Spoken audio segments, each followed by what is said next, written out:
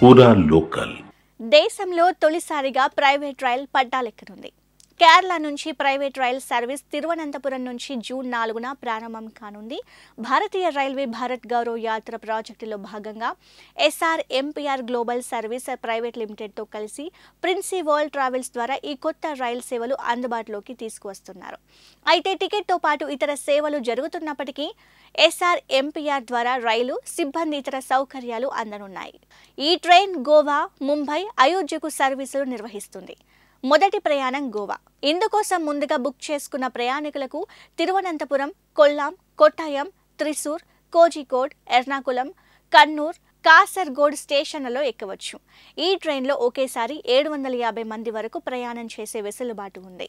ఈ ట్రైన్లో 2 sleeper class బోగీలు, 11 third class AC coach, 2 second class AC కోచ్లు ఉన్నాయి. ఎప్పటికప్పుడు ప్రయాణికులకు వైద్య నిపుణులు, 60 మంది సిబ్బంది అందుబాటులో ఉంటారు.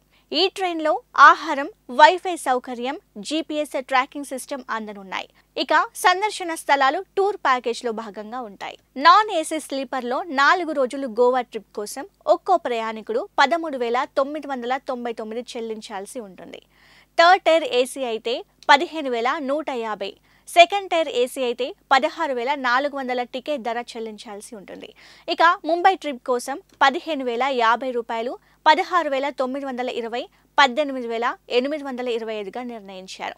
అయోధ్య కోసం 8 రోజుల యాత్రను 30,550, 33,850, 37,150గా ఛార్జీలు ఉన్నాయి. 10 ఏళ్ల వయసులోపు పిల్లలకు టికెట్ ఫ్రీ, ఆపై వయసు పిల్లలకు హాఫ్ టికెట్.